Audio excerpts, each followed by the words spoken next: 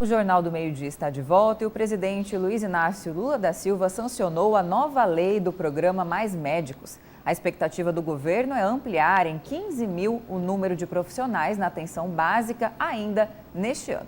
E é para falar sobre as alterações do programa Mais Médicos que está aqui no estúdio do Jornal do Meio-Dia, a presidente do Conselho Regional de Medicina de Mato Grosso, Lúcia Helena Sampaio. Boa tarde, presidente. Seja bem-vindo aqui ao Jornal do Meio-Dia. Obrigada pela oportunidade.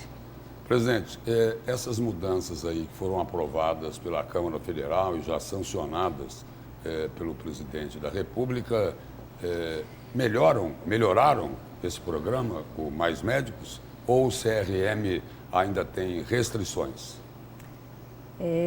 Não só o CRM, mas o Conselho Federal de Medicina luta para que os médicos que atendam a população tenham uma qualidade mínima de formação, né? Tanto os médicos formados aqui como os médicos formados fora. A forma de O programa, então, não exige isso? Não, o programa não exige que o médico estrangeiro tenha o seu diploma revalidado. E esse é o grande destaque que a gente dá, porque a gente não gostaria que assim o fosse. A função primordial do Conselho é atender a população, garantindo que ela tenha um atendimento médico de qualidade. A gente faz isso fiscalizando o exercício profissional e julgando o médico que, porventura, tenha cometido algum delito ético. Esses médicos não estão sob a jurisdição dos conselhos de medicina. Eles estão sob a jurisdição do Ministério da Saúde. Então, nós não fiscalizamos esses médicos e não sabemos a formação deles. Esse é o grande problema que a gente vê no programa.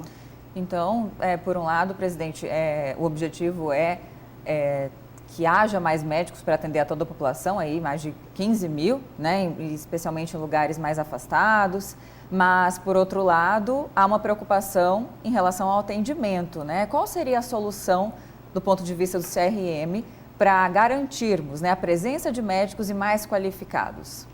Então, esses profissionais que estão no programa Mais Médicos, seja no anterior, seja no está sendo reeditado agora, eles não estão sob nossa jurisdição, então nós não os fiscalizamos. Quando nós recebemos alguma demanda, alguma denúncia de que existiu um atendimento inadequado, a gente faz o levantamento que aconteceu e manda para o Ministério da Saúde. Nós não apuramos, diferente do médico registrado.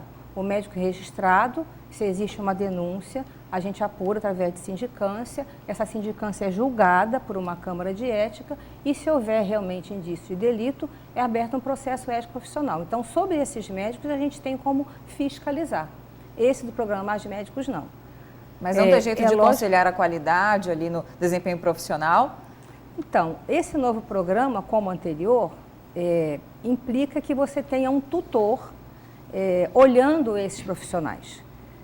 Nós não temos também jurisdição sobre isso. É um atestado de uma certa incompetência no primeira vista, né? Tanto isso é verdade que a gente tem notícia no Conselho de algumas irregularidades, por exemplo, de não cumprimento da carga horária por um profissional do programa Mais Médicos, de elaboração de carimbo com uma numeração como se fosse no CRM, quando não é.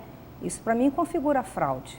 Isso deveria estar sendo fiscalizado e não está sendo. Como a senhora falou aí, pois não, pode concluir. E essas denúncias a gente não tem como fazer nada, a gente apura e manda para o Ministério.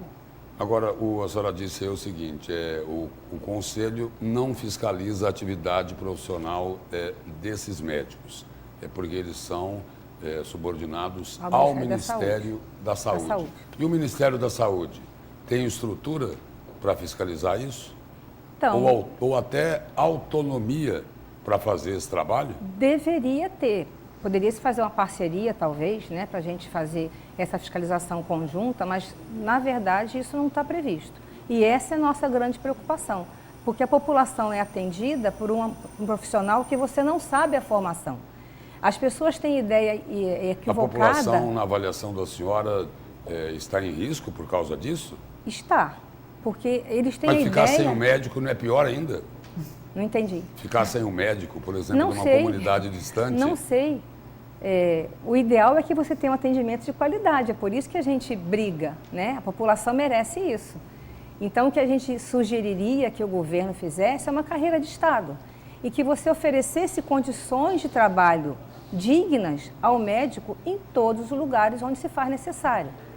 As pessoas às vezes não imaginam o que é você atender num lugar distante, que seja no Mato Grosso, né? Onde o acesso é difícil, onde em algumas épocas do ano você só chega de avião em algumas horas do dia.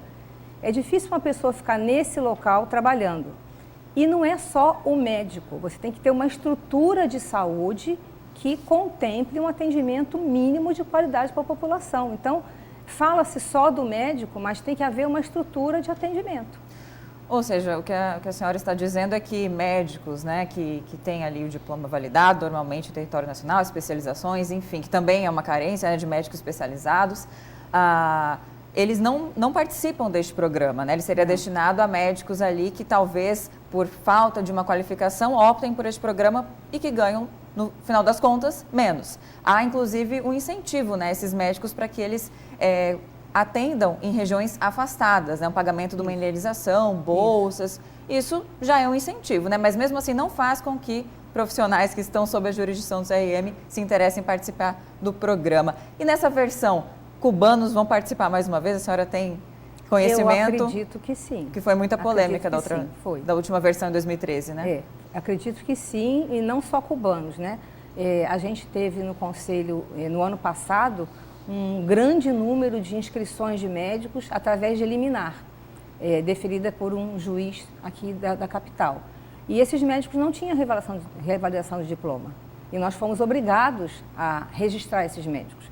Lógico que depois o Conselho foi atrás de caçar essas liminares, porque o que a gente quer é o atendimento de qualidade, seja por qual via for. Por isso existe o Revalida, que é a forma correta em todos os lugares do mundo de você revalidar o seu diploma profissional. Presidente, essa restrição que os conselhos regionais, que o Conselho Federal de Medicina, essas restrições que são feitas aos profissionais que se formam fora do país, pode ser confundido também com uma espécie assim de reserva de mercado? Olha, não acredito. Da categoria? Não acredito, porque até onde a gente tem conhecimento, a formação desses profissionais em escolas com um grande número de alunos, aonde você não tem uma rede mínima para o treinamento prático desse médico, não tem como formar um bom profissional. Essa também é a preocupação do Conselho com as escolas daqui, porque existe um boom de escolas médicas. Não sei se vocês sabem, nós somos o segundo país do mundo em número de escolas de medicina, e isso implica em qualidade. Então, nós também temos preocupação com a formação médica aqui no Brasil, tentando garantir que essas escolas ofertem aos seus alunos um programa que possa formá-los de maneira adequada. Com um número grande de profissionais e sem rede para treinamento, como é que você pode formar um bom profissional? Não tem como. Presidente, diante dessas colocações, né, que causam preocupação, sim, o CRM aponta algum ponto positivo dessa nova lei do programa Mais Médicos? Talvez a oportunidade das pessoas que o governo fala de uma evolução, algo muito positivo, mas até agora não se viu, pelo que a senhora falou. Assim, a proposta é de você fazer como se fosse uma especialização para o médico de fora. Só que quando você não tem uma base, como é que você vai especializar? Que seja em saúde da família e comunidade, que também é uma coisa de muita responsabilidade, porque você vai atingir uma gama muito grande de pacientes, adultos, crianças, idosos, com as mais diversas patologias. Então, é uma formação que requer uma base muito boa. Se você não garante isso lá na faculdade, como é que você vai colocar essa pessoa para atender a população? É justo isso? Na outra ponta, existe também uma resistência muito grande dos médicos formados aqui no país, com o diploma validado, de ir para localidades mais distantes, não é, presidente? E aí a população fica totalmente desassistida. Então, mas aí a questão é outra. Aí a questão é segurança para trabalhar, condições de trabalho. O que a gente infelizmente vê hoje na saúde é um processo de terceirização da saúde, empresas que subcontratam médicos e, não raro, não honram com os compromissos financeiros desses colegas. Aí você sai da sua residência, da sua escola, se desloca para um lugar distante, achando que vai ter condições de trabalho e garantia de recebimento dos seus honorários e você não tem nenhuma coisa e nem a outra. E nessa terceirização, muitas vezes, fica muito mais caro para o cidadão quando não desvia o dinheiro público, né? Ainda a tem ser isso. apurado. Temos alguns exemplos próximos Pois aí, né? É muito complicado isso. Então, o problema da saúde é muito complexo. A gente não pode ver só o aspecto do médico. A gente tem que ter um sistema de saúde que funcione. E o médico está inserido nele. A enfermagem, a fisioterapia, enfim, todos os profissionais de saúde. Presidente, obrigado pela presença e pelas informações aqui no Jornal do Meio-Dia. Eu agradeço mais uma vez a oportunidade e sempre que quiserem, o CRM está à disposição. Obrigada mais uma vez. Obrigada.